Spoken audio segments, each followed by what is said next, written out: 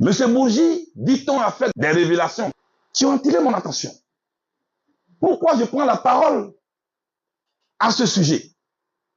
Certains m'ont dit non, tu n'es pas concerné, parce qu'il n'a pas cité mon nom. D'abord, un leader politique, on n'a pas besoin qu'on cite personnellement son nom dans un sujet pour qu'il intervienne là-dessus. D'autant plus qu'il s'agit de notre pays.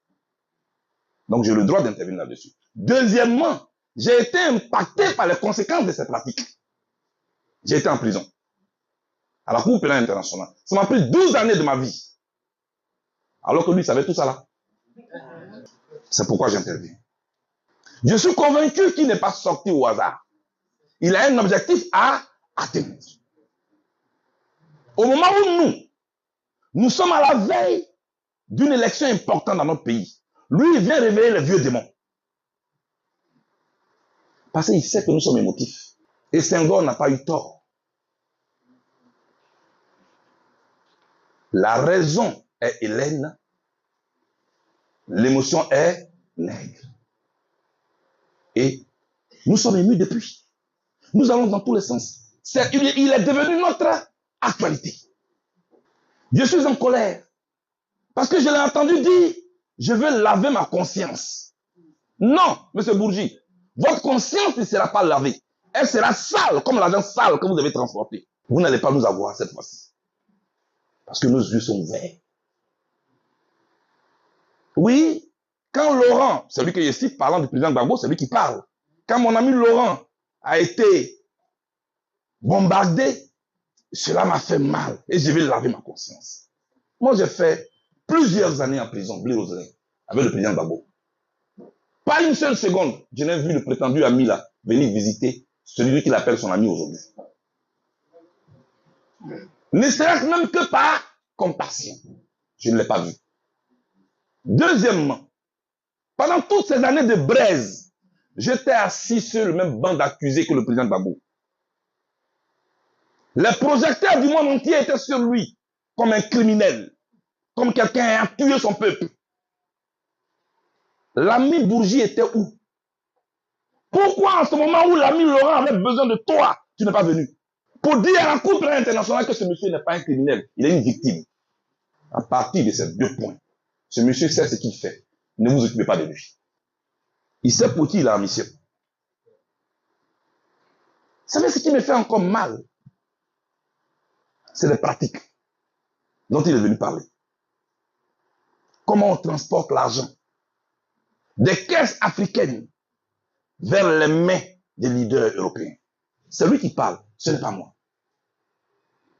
Il a même cité les sommes.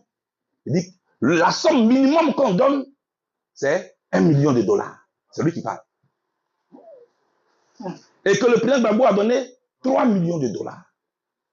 Le président Gbagbo est une victime. Je considère le président Gbagbo comme une victime. Parce que j'ai entendu des gens dire, mais pourquoi il a donné les 3 millions de dollars? N'importe quel père de famille qui veut la tranquillité de sa famille et de ses enfants, qui est menacé, aurait fait la même chose exactement. Face à des pratiques mafieuses qui n'aimeraient pas la tranquillité. C'est comme vous avez un commerce dans votre quartier où règnent des gangs qui font la loi. Ils vous disent, si vous voulez la tranquillité, voici la facture à payer.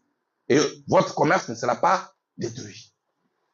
C'est ce qui s'est passé exactement. Ce que M. Bourgi a décrit, ce n'est rien d'autre que des pratiques de la mafia.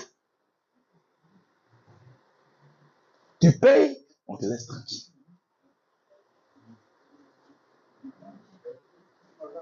Et le président Gbagbo pensait avoir acheté notre tranquillité. Mais ceux qui étaient en face, c'était des mafieux. Malgré ce qu'il a payé, ils sont venus, d'après eux, en griffe, le vitrifier. Amis, c'est là que je vais attirer votre attention. Voilà ce que subissent nos chefs d'État derrière les caméras. Voilà ce que subissent les chefs d'État africains derrière les caméras. On les tient par le bout du nez. On les rançonne. C'est le mot, Maître Oulaga. Il n'y a pas un autre mot. Et quand j'en parle, Blé Roselin, je suis en colère. Parce que de tout ce qu'il a dit, il y a un fait qui nous concerne, nous. Quand je dis nous, je parle de nous tous les Ivoiriens. Parce que lui, il parle de son argent qu'il a transporté. Mais nous, nos parents sont morts dans cette crise. Nous, nos mamans sont des veuves aujourd'hui. Des gens sont des orphelins aujourd'hui. Des gens qui hier étaient des tuteurs, aujourd'hui c'est des sous-couverts. Et lui, il se promène avec son argent. Et c'est là l'intérêt pour nous. D'ouvrir les yeux sur ça. Pour ne plus jamais qu'un autre chef d'État africain soit vitrifié.